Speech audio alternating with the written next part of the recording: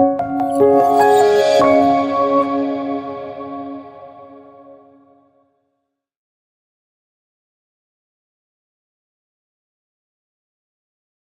switch to English. I have to apologize for a very weak voice, but I lost my voice. That proves me human. So I'm not part of any experiment other than just losing my voice because of air conditioning.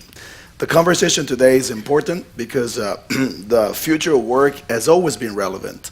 But today, more than any other time, we feel an urgency that seems to be unprecedented, maybe because we have the rise of technology that we have never seen before.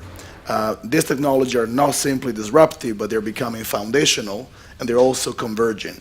And the convergence is the part that we're not really able to forecast in which direction it's going to take us. Some of our financial model are being made obsolete by the inability to forecast, and our social compacts are becoming fragmented. And this is maybe a transition, and we simply are right in the middle of this, or this is simply a transformation, and that's what we're trying to maybe assess in the conversation with Matthew today. So the reason why the conversation today is relevant is because Matthew, a report called Good Work, is really where we have in a cornerstone in the conversation about what does it mean to investigate and research the future of work right now. So Matthew, to start with that specific piece of work that is so monumental to the conversation, Good Work, what is it? And if you can give us a sense of context about it. Well, thank you, and it's great to be here, and I'm sorry that I'm not able to speak in Spanish. The English are not very good at foreign languages. It's one of our many national weaknesses. So Good Work is the title of my report, and it was also the title of the government's report, the government's response to my report. And I'll come back to the question in a moment, if I might. I think it might be useful for me to briefly summarize the context for the report and what I looked at in that report, because in my brief time here in Spain, it's clear that there are many issues that our two countries have in common in terms of responding to the nature of work and to changes in work. So the context for my work, when the Prime Minister asked me to undertake this review in 2016, autumn 2016, is that the UK has a pretty strong record in terms of job creation, low unemployment, high labour market participation.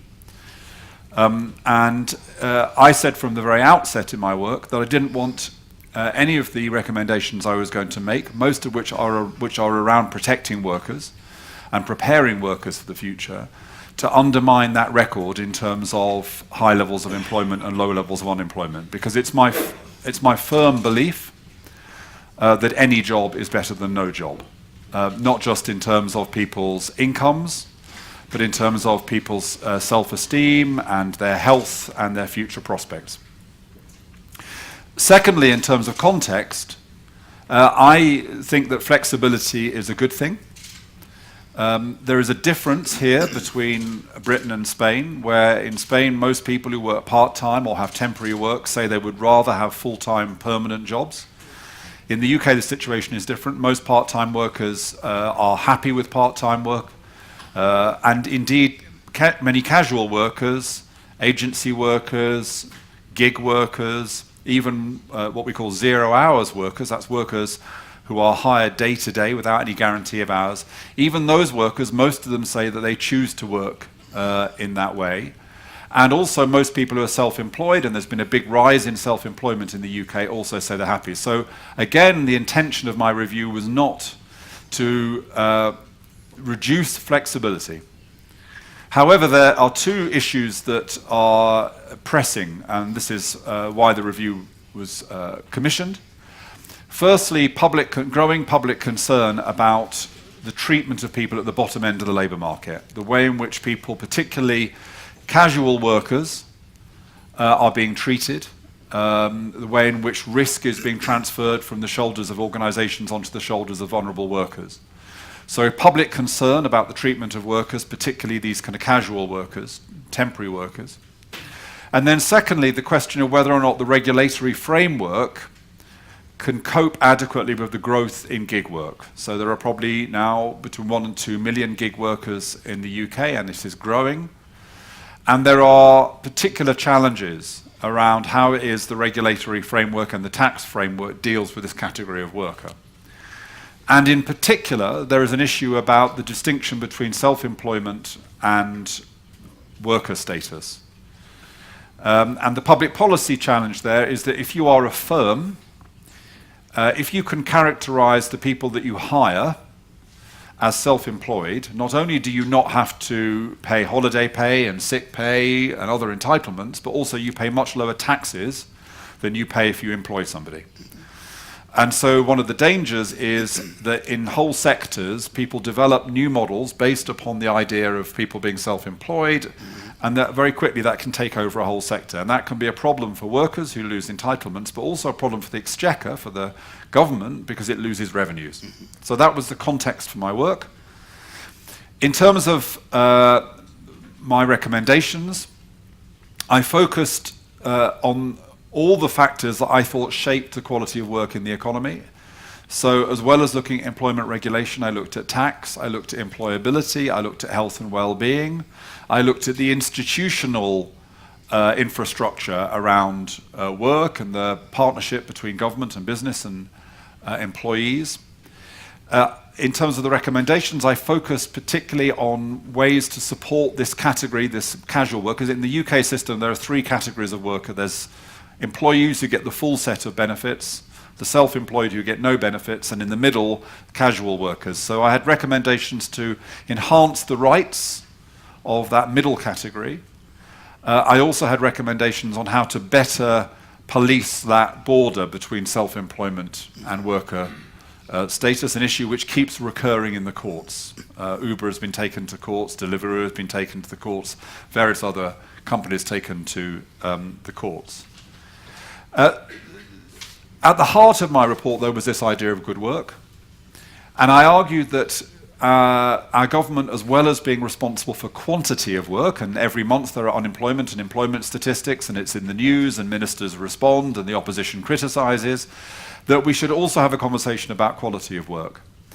And I argued that good work matters for a number of reasons. I said that good work is part of a new social contract, that good work matters because bad work is bad for people's health and well-being, and so it creates negative externalities.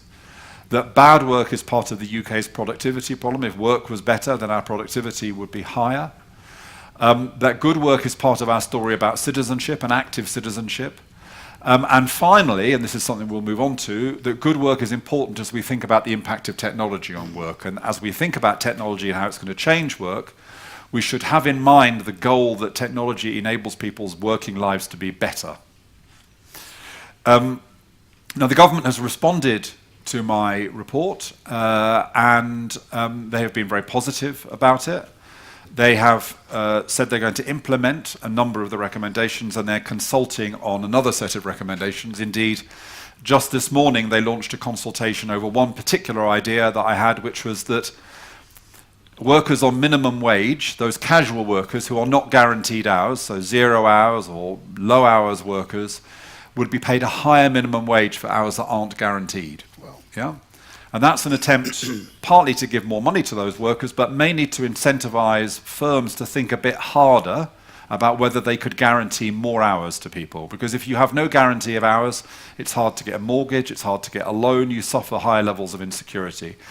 And too many companies in Britain are simply transferring risk onto the shoulders of workers, and they could do much better to provide more security to more people. To close, I would say this, that I'm sometimes asked how many points out of 10 would I give the government for their response to my recommendations. And I say, well, I give them 4 out of 10 so far, but depending on what comes out of the consultation, that might get to 7 or 8 out of 10, which isn't bad, because most reviews get buried and nothing ever happens to them. So I'm quite proud of that. But whatever happens, I think 2 important things have happened. And remember that we have a Conservative government in the UK, and my background is in the Labour Party. Firstly, that the government has recognised that flexibility is not a one-way street. And labour market policy in Britain for a generation has been dominated by the idea of ever greater flexibility. And the government recognizes that flexibility has got to also balance considerations about social justice and fairness, and also about sustainability, fiscal sustainability, the sustainability of the tax base. And secondly, the government has agreed to the idea that it should be accountable for quality of work. And so in the autumn, the government will for the first time publish a metric, a definition of quality of work, and will provide a baseline covering things like worker satisfaction and training and skills, as well as pay and health and safety and well-being. And then we'll annually report on whether or not there's progress been made in terms of progressing quality of work. And I think that's an important turning point in the conversation. Matthew, I have a follow-up question that is coming to my mind as I'm listening to your conversation. So on the first part of it, the UK performed relatively well in terms of efficiency, flexibility, use of talent, mobility when you compare it to the rest of the European Union, right? So if you're looking at how the UK has been able to become, as you said before, overperform in terms of job creation, high-level market participation. Before this conversation Good Report, what was the reason why the UK performed so well? What made the UK such a competitive place in the first place? And then, was this efficiency created on the shoulder of this casual worker, or did they simply happen as a separate phenomenon? So I think it's a very good question, and I don't think part of the problem of economics is that you only really understand the truth 20 years after it's happened. So economists had predicted that the outcome of the recession in 2008 would be a much bigger rise in unemployment and a much longer lasting rise in unemployment, and that didn't occur. So I think on the one hand it's to do with policies of deregulation and flexibility, but on the other hand I think it's also in a way a trade-off, which is that we have a low productivity economy and labour is cheap. And indeed you even get in Britain the phenomenon, which is, if you think about it, unprecedented, of areas where technology has been displaced by labour. So I don't know if this is at all true in Spain, but if you go back 10 or 15 years, if you wanted to have your car washed, you would go to a garage and you would go through a machine. Yeah. Then with the arrival of lots of migrant labour, cheap migrant labour, now people get people to wash their cars. Yeah. So this has been a kind of reversal, not technology displacing humans, but cheap humans displacing technology. So a question, of course, is this, is it possible to have more productive, better work and also have high levels of employment? And that's the goal that we have to strive for. I wrote my recommendations very much in mind with a gradual approach to change, not one which might have the adverse consequence. Now, so it's very interesting today, this consultation that's been launched about my recommendation about a higher minimum wage. So the Low Pay Commission, which is the body that sets the minimum wage, is consulting on the idea, and it says it's an interesting idea, but it says we want to explore whether or not this might cost jobs, and if it might cost jobs, that there might be a different way of doing this. So this is a continuous trade-off. So I think part of Britain's success is genuine success about a policy framework, but part of it might be that the price we pay for high employment is poor productivity and, of course, frozen living standards. You know, living standards have not risen now for a generation in Britain. Stagnated for a while. Yeah. On that, right, you... let's say that the purpose of the report was also to inform the government about the crucial role that these workers have, the opportunity that this worker could be reintegrated back into the social compacts, the fact that they could have generated a catalyst for social integration. But by itself, the recognition, would that lead to more productivity? Or would it simply be a way for the government to say, this group of people count, they're part of this gig economy that has emerged out of the evolution of the nature of work. But how would that reconcile the need for this productivity to go from low to high?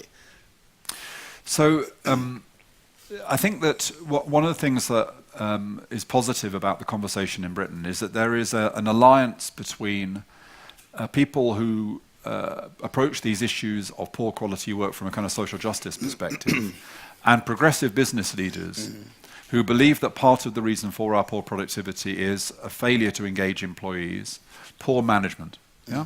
Okay. So part of the reason that I talked about good work is that there are two tacit beliefs in Britain. And people don't often articulate them because they sound politically reactionary, but they still believe them. And those two beliefs are, first of all, a kind of master and servant view of work. That the deal at work is this, I pay you, and you keep your mouth shut and you do what you're told. Yeah? And the evidence, I think, is overwhelming that actually when you engage employees, you give employees voice, they understand what they're doing, they have a sense of purpose, fulfillment and respect, you will get more productive workers in that.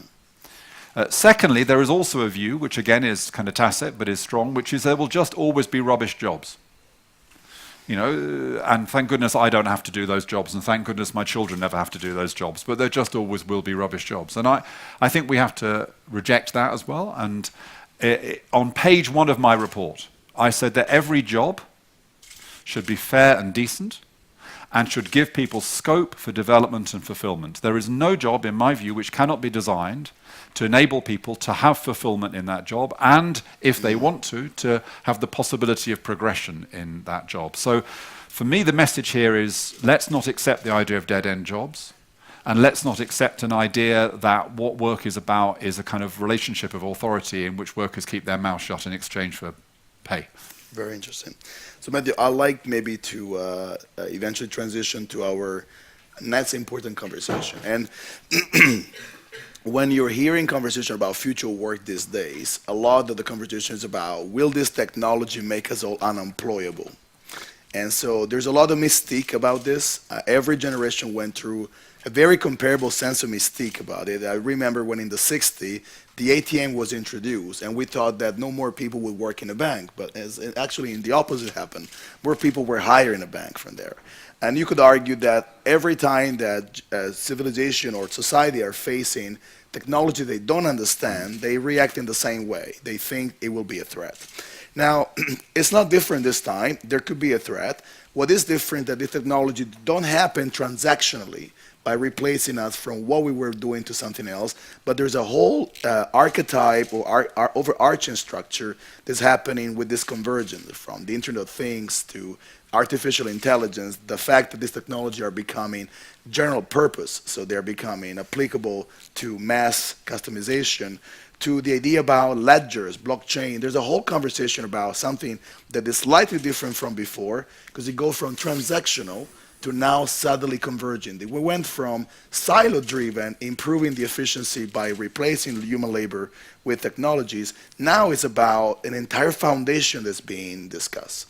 What are your thoughts about this? How do we tackle a conversation? And more than this, how do we make sure a conversation that doesn't lead to more mystique, but we're demystifying some of the also urban legends that we have? Well, so we absolutely agree on this. It's an unfortunate reality that if you want to get your book publicized, you come up with a big, frightening number. So that's why there are so many books saying, by next Tuesday, 45% of jobs will be gone. You will all be replaced by algorithms. It's a great way to get a headline, but it's baloney, basically. Yeah. We don't know what the future holds. In fact, the one thing I think we do know about technology is that we always overestimate its impact in the short term and underestimate its impact in the long term. So yes, technology will transform work, but it will probably transform work more in a kind of 20 to 30 year horizon. Mm-hmm. And so by its very nature, it's incredibly hard to predict where the world will be. That's right. Then. Okay, so I think that a lot of these statistics that are thrown around are rather unhelpful, and in fact, the statistics range from 50% of jobs will go to 10% of jobs will be created. The net plus 10% to net loss 50%. So that's not very helpful. We need, from a sort of research perspective, I think, to remember that the two of the very big variables here are, first of all, the state of the economy as a whole. Mm-hmm. So if economies are strong and they are booming and the world economy is strong, then it's possible to go through periods of transition in one way. If the economy is weak and problematic, then it's a very different matter. And the second point is, exactly as you say, business models. Until we know what the future business models are, mm-hmm. We don't know what future work will look like. And to give you two examples of this, one is the music industry. So 10 years ago, people were saying, with the advent of streaming and pirating, you would go to conferences and people would say the music industry is dead. There's no value creation left here. People are getting it all for free. But what they didn't predict was that people would start listening to music through their phones, and people would listen to lots more music. I'm old enough to remember when you used to have to go to a special room to listen to music. You know, you go to your house and you say, I'm going to go to my room to listen to music, you know, but now people listen to music everywhere. You know, there's probably people in the audience listening to music right now. I don't blame you. I don't blame you. And secondly, in the UK, where it's always raining, we have gone from 10 festivals. We have 10 music. 15 years ago, we had 10 music festivals in the summer in Britain. We now have 1,000 music festivals in the summer, in the rain. So, so the music industry hasn't died; it's changed. So what it turned out was that it was bad news if you manufactured CDs. Yeah. So if you're an investor and someone suggests investing in a CD manufacturing factory, I would think very hard about that. I don't think that's a wise call. Yeah? But the music industry has thrived. Or to take another example, one of the sectors that's been most affected by technology already is retail, because of online shopping and because of automation within stores. The number of jobs in retail has gone up. But they've moved to warehouses, and they've moved to delivery, to vans. Now people say, but soon there'll be robots in the warehouses, and soon there'll be driverless vans. But if you talk to retail, a lot of people in retail are saying what they'll have to do is change the nature of retail. It'll less be about selling things and more about selling an experience. And so they're going to want a different kind of workforce, a workforce that makes eye contact, that engages in conversation, where you feel you're having an experience and you're developing a relationship rather than just buying something. So until we know about the evolution of business models, and there's a final point I want to make, which is a political point. I worry that for a lot of people, they feel about technology that the conversation is negative and deterministic. And I think it's important here that we learn from globalization. So if you go back 10 years ago, if we'd been sitting here 10 years ago and talking about financial globalization, 15 years ago, before the crash, 15 years ago, financial globalization, we would have said, look, it's an unstoppable force. Get out of the way. And we would have said there will be losers, but they need to just suck it up because most people will win. And they will say financial globalization will mean some things you care about, national sovereignty and stuff like that. You're going to lose that, but who cares? And they'd say financial globalization is very complicated, but don't worry about it because clever people in banks understand it and they've got it under control. Yeah. Now, it didn't work out very well. Yeah. And Brexit and Trump and other things are a political backlash against that. And serious organizations, the IMF, OECD, and others are saying, actually, the story about globalization is more mixed. It wasn't the unalloyed good that we said it was. Probably good overall, but as the head of the OECD said, we need to look underneath the aggregate data and understand what's going on in different places and different regions and different industries. The danger is, when we talk about technology, we commit the same mistake.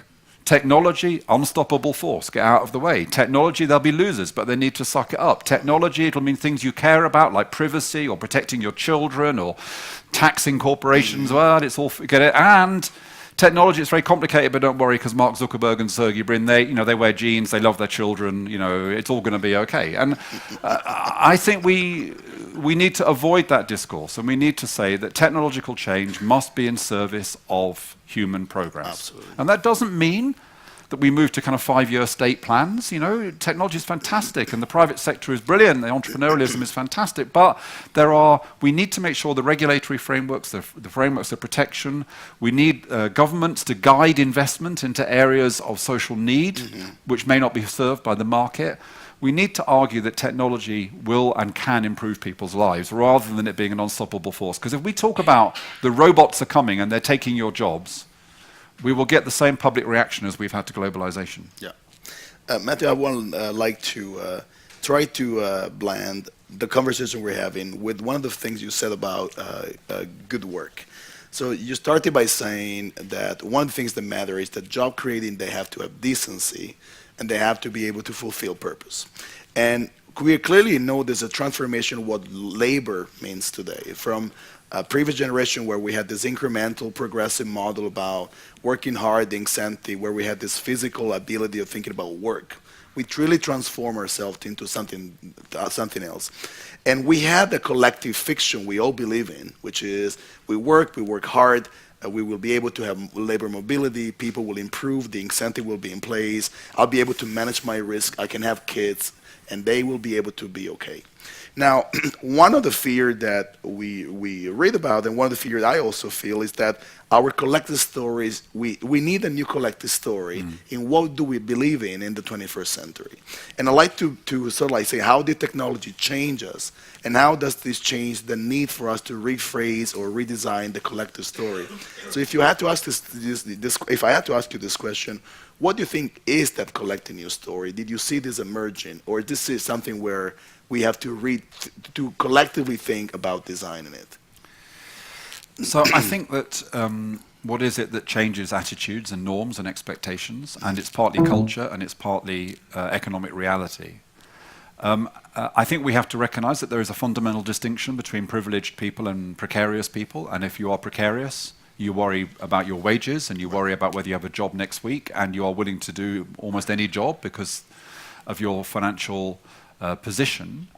I think when it comes to what sometimes is called talent, when it comes to recruiting people, there is a recognition now that younger people care about purpose and meaning in work. They want to have autonomy at work. They don't want to feel like they are automatons and controlled in kind of hierarchical bureaucracies. They want balance between work and the rest of their lives. Yeah. Also, of course, economic conditions can change things in other ways. So in the UK, as a consequence of dysfunctions in our housing market, very few young people now own their own homes.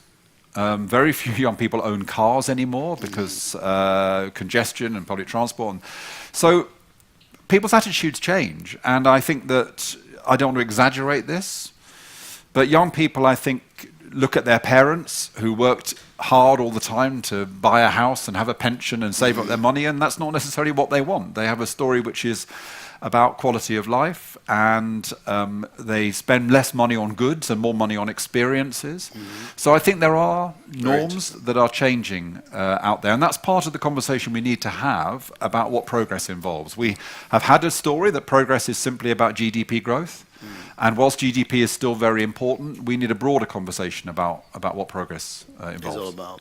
I remember meeting an AI scientist in an event in Barcelona, and he told me the purpose of technology is to make technology invisible so that we don't have to worry about it, but we can live our own life. And I think the fact that technology by itself, we always become a driver of efficiency. The point is, how do you make it instrumental to maximizing human well-being?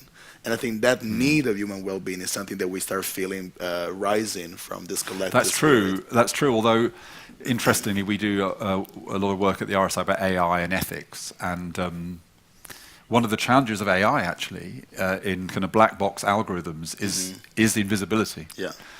Not knowing why the decision was made creates kind of big challenges, actually, around regulatory systems. So there's a big question mark, I think, still about whether or not the public will accept decisions made by black box algorithms, where you can't. And so now, some people say, well, so you shouldn't allow that to happen. Other people say, no, we can invent technological solutions so we can find out why the algorithm made that decision. So, Matthew, I think in the interest of having this conversation also as with our audience, maybe the last conversation I want to have to you is, a lot of the work you've done was contextualized to the UK, and I think that's where you operate, that's where your mandate was, and of course we now are also looking at how do we learn from the experience in the UK to contextualize it elsewhere. We are currently in Spain. This country has a different set of challenges in many ways. Their level of digital penetration is not comparable in some dimension to the one of the UK, but it's a country that has gone through, a cusp of crisis at one point in time, bounced back, and probably contemplating on very similar tenets, right? What's the future of work in a country like this, and how do the lesson from a report like Good Work can be applied to a country like Spain, understanding that it's idiosyncratic, so we simply have to work grassroots. But there must be some proxies, right, that you could share with us in terms of what you think could be an opportunity for this constituency. Yeah, thank you. So, I mean, I've been here for 24 hours, and so obviously I'm now a great expert on Spain. So, look, I've had some really interesting conversations, and I did some reading before I came here. And so, at the risk of being of being arrogant, I think I would identify 3 challenges that I see for Spain, which some are the same as Britain, others are but slightly different in other ways. So, I think the first challenge is around training and skills and lifelong learning. So I think it is important that the government is taking steps to develop models like apprenticeship. I think more young people need to combine training with work experience, because I think that in Spain, as in other countries, employers are saying that people arrive for work with a handful of qualifications but not actually ready for work. And so I think we need to think more deeply about employability, those kind of generic characteristics: creativity, teamwork, initiative, resilience, digital skills. Yeah. So I think there's a mismatch between educational qualifications and employability. And I think that needs to be addressed for young people by making it much more common for people to combine learning with work experience. Now, the Germans, of course, are brilliant at this. There is change in Britain at last, but I think you're in the same position as us, and we have to get away from this idea that if you're bright, you go to university. We are starting to see in Britain, just starting to see something which has always existed in Germany, which is middle-class parents, middle-class young people saying, actually, I won't go to university, I want to go to an apprenticeship. I don't want, of course, it's helped in Britain because we have very high student fees, so people don't want the debt either. But and then connected to that is the idea of lifelong learning. And I think that we need to say that every job should be a learning job, that everybody needs to feel that in their job. And I think this framework of employability, these employability skills, is the way of thinking about how jobs are designed to enable people to develop and continue to develop and have transferable skills. And also, by the way, that you can collect those skills not just in learning and in work, but also you collect them as a citizen. So just to give you a story about this, I had a friend who interviewed somebody for a job, a young person for a job, and said to the young person, do you have any leadership skills? And the young person said, no, I have no qualifications in leadership.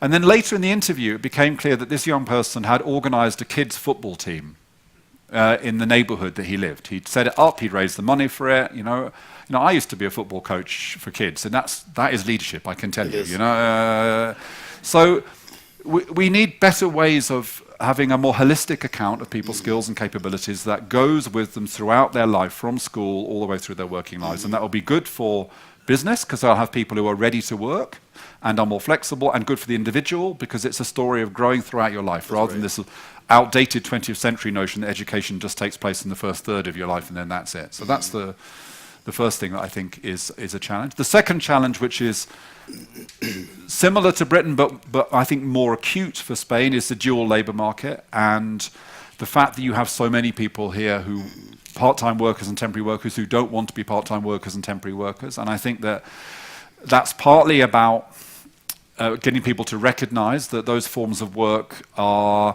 can be stepping stones to permanent work.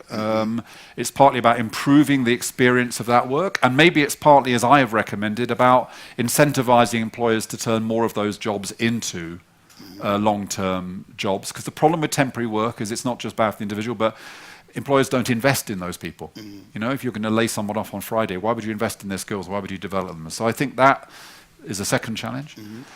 And I think the third challenge, where actually you're ahead of Britain, but I'm not sure you're exploiting it fully, is that we are just starting in Britain, after 30 years of rejecting any notion of industrial partnership, to recognise the importance of discourse between government and employers and employees. So a conservative government, and this would never have happened 5 years ago, has set up a national retraining council to look at the challenge of retraining people in an economy which changes more quickly. And that retraining council has government, it has the trade unions, it has employers. Now, I think that when we think about the future of work, we need to think about sectors, because technology will impact sectors in very different ways. It will impact retail differently than engineering, differently from design, differently from hospitality and tourism. But I think in those sectors we need a public conversation. So we need government and employers and employees to have a public conversation about how those sectors are evolving and how they could evolve, and what the challenges are for government in terms of regulation, for employers in terms of responsible behavior and investment, and in terms of employees in recognizing that they are going to need to change and be flexible and retrain for the future. So I know those conversations take place, but I would say make those conversations public. Right. Engage the public, give the public a sense of agency in these debates, because too often I think the public feels that they are victims rather than actors. So it reminds me of, so beside the many things, I have interest in artificial intelligence. So we have written something called the Magna Carta for AI. And what we're thinking is exactly the same, a multi-stakeholder Congress that can actually build this agency, because this conversation are no longer partisan to one specific group of people versus the other. But how do we make him part of a shared story? So Matthew, if you agree with me, maybe it's the time where we can have a chat on this topic. We cover on a number of different areas, from the content of the report to the deliberation of the report itself, why this report was important, the response from the government. That was the story of the report and how it originated, but you could already imagine how a report like this, that really helped to incept the conversation in the first place, that maybe it's not easy to start. We then went into the conversation about these convergent technologies, or what somebody called the fourth industrial revolution, and how this is generating a lot of scapegoat and fear tactics, sometimes animated by partially compound statistics that come up with stories that tend to use the number to justify an argument, but at the end of the day, they're nothing more than value judgment that are basically using number to create a higher sense of legitimacy. And how do we simply engage by doing, and engaging through the agency that is required, rather than thinking that it's an inevitable force.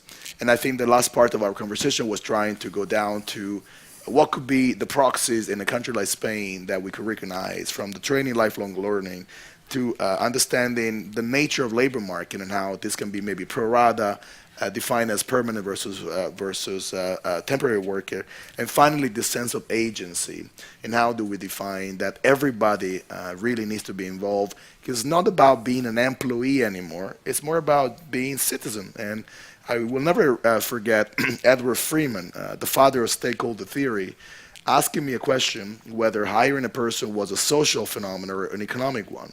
And I said, I can't choose, they're both. And I said, in the moment you can't choose, they don't exist, they're just constructs. And so it's the same, how do we build this construct about this agency in a way that we can engage? And I think we have a lot on the table to get you to talk to us. So.